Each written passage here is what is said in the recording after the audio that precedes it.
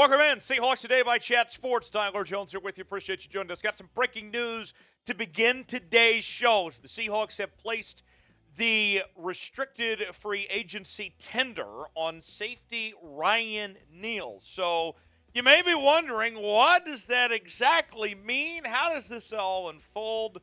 Follow me here. We got to take this step by step to explain what exactly is going on with Ryan Neal and the Seahawks here. Let's begin with this tweet from Brady Henderson early this morning. He said the Seahawks have given safety Ryan Neal the right of first refusal tender as a restricted free agent. I'm told that also listed an OTC, and a source confirms to me it's correct. This is the low RFA tender that amounts to a one-year deal worth $2.67 million. So, how it works, you may be asking. In a nutshell, if a team signs him to an offer sheet, which would be more than the 2.67 that the Seahawks initially put out there, which was a small offer there, then the Seahawks have the opportunity to match, or if they do not, then they would get a draft pick, is how that would work. If the Seahawks do not get the choice to, if they decide not to match, then there's no compensation. So that's how this works. I know it sounds a little complicated, but bear with me. We'll go through all this together here, folks. The background on Ryan Neal. I'm a big fan of Ryan Neal. I would like to see him stay with the Seattle Seahawks team. I don't know how many people know this, but according to Pro Football Focus, he's the highest-rated safety this past year in the entire National Football League. Out of all safeties, he was the absolute best, according to PFF. Started 10 games for the Seahawks. He was a key piece for the Seattle team when Jamal Adams went down week 1. Ryan Neal came in and just lit it up. He was outstanding for the Seattle Seahawks crew, playing alongside Quandre Diggs and doing his thing back there. I loved what I saw from Ryan Neal.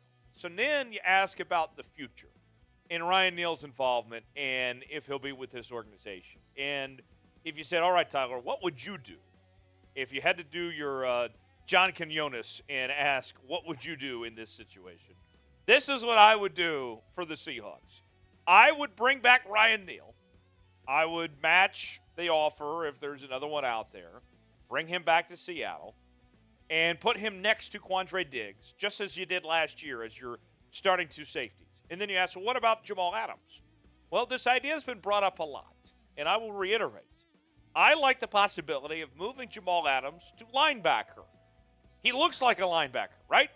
And we already know that Neal and Diggs can play together in those safety spots.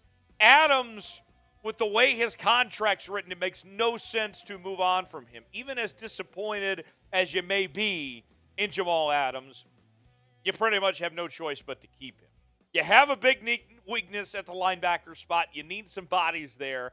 I think this is the best you can do with this situation. Bring Ryan Neal back, have him start at safety alongside Diggs, move Jamal Adams to linebacker, and everybody's happy. Will Ryan Neal return to the Seahawks? That's our pinned comment today. Let me know. What do you think? Are they going to find a way to get this done and bring Ryan Neal back, or are they just going to let him walk, let somebody else match him? What say you? Let me know in the comment section. Type Y for yes, type in for no, of whether or not you think Ryan Neal will be back in Seattle. Folks, this is why you subscribe to the channel. Look, this is going to be a crazy next few weeks. Free agency already off and running. You already know about the Draymond Jones signing. We broke that down last night. We went live. Tomorrow we got a big free agency special that we're going to do here on the channel. It's going to be a palooza. You don't know what's going to come out of that. If the Seahawks make a trade or have a big free agent signing, whatever it may be, you know that we're going to break it down here on the channel. We're going to be all over it. So what are you waiting for? Subscribe now. Best part about it, it's free. It doesn't cost you a thing. Subscribe now. Turn on notifications so you never miss a moment. YouTube.com/SeahawksTV. So more on this situation of what the Seahawks are doing with Ryan Neal and everything. This means a team with cap space could structure an offer to Neal with fully guaranteed 2023 base instead of signing bonus, and the Seahawks might not be able to match for cap reasons. And then as soon as the it's official. The other team can convert the base to signing bonus. So it's a little bit tricky, right? And speaking of tricky in cap space, the Seahawks did make a move this morning as they cut Quentin Jefferson, saving $4.5 million against the cap. And so what does that mean for this whole cap circumstance for the Seahawks right now? Well, let's start out with what they've saved so far, with some of the cuts they've made, with the Shelby Harris cut and the Quentin Jefferson cut. The Seahawks have saved $13.4 million against the cap. Now, according to Spotrac, and these numbers are still updating as we go about this and try to figure out contract details and all of that, the Seahawks have about $18 million in cap space. Granted, some of that is reserved for the top 51 and your draft picks and all that. The Seahawks, of course, have 10 draft picks in this upcoming draft. So it gets a little bit tricky there. But, to put it simply, the Seahawks still have some money to spend. Some money to spend, at least right now, before any other potential cuts. So we'll get to that in just a second. Before we do, chime in. What's your one-word reaction to the Seahawks cutting Jefferson? What did you think of the move to move on from Quentin Jefferson? Let me know in the comments section. Give me one word to describe it. My one word would be somewhere along the lines of expected. I'm not surprised. It makes sense for the Seahawks. You save that type of money, you go spend it elsewhere and hope you find better production. It makes sense. To me, I was expecting that type of move. What's my one word? Give me your one word in the comment section below. Now, here's the deal. Bobby Wagner is still in play for the Seahawks in free agency. Last night, when we were on with you on Seahawks Today Live, when they made the move for Draymond Jones, and we were still trying to figure out the cap situation and all that, we didn't know exactly what the money looked like as far as a move for Bobby Wagner, if that was still in play or not. But now, as we've learned the terms of the Draymond Jones deal, and then the cap savings that have gone along here, Draymond Jones, get this, folks, is only going to count $10 million towards the cap this year. Same with Geno Smith. Your two biggest signings so far are only costing you $20 million. Shout out to John Schneider. My guy. Good work. Bobby's still in play. Now, we've heard the Cowboys sound like the front runners, but Seattle's had some awesome conversations, according to John Schneider, him and Pete Carroll. So it's still a possibility. Seahawks have a need at linebacker. Bobby Wagner still possible. The door has not closed on that. We know that. Will it happen? That remains to be seen. But the door is not closed on that possibility. What is the percentage chance Bobby Wagner signs with the Seattle Seahawks? Scale it for me 1 through 100 in the comments section. How likely do you see it happening? Seems like it's down to the Cowboys and the Seahawks at this point. Maybe there's another team that jumps up at the last minute. What say you? Scale it for me, the percentage chance Bobby Wagner signs with Seattle.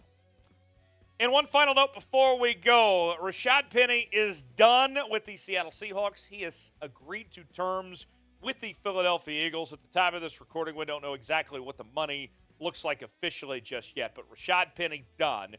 If you recall, Rashad Penny entered this past season as the Seahawks starting running back, and Kenneth Walker was the number 2 back. Penny gets hurt. He was done for the rest of the season. Kenneth Walker took over and did an incredible job. Was one of the contenders for Rookie of the Year this year, and he was better than Rashad Penny. With Rashad Penny, the questions with him were never about talent. We all knew he was a good running back, but he struggled to stay healthy his entire time with the Seahawks organization. Now he moves on to Philadelphia. Wish him nothing but the best. No ill will or anything like that towards Rashad Penny. I think all Seahawk fans are still going to root on the guy. He was pretty well liked among the fan base and among the organization. But now the Seahawks got to find another 2 running back. I would expect that to be a draft pick, not a free agent signing. I think the Seahawks go young and look that route to find their next number 2 running back. Probably like a day 2 or 3 selection potentially to be alongside Kenneth Walker as far as that goes. Before we go, folks, one more thing. Got to make sure you're subscribed to the channel. Look, this is the place to be for the 12s.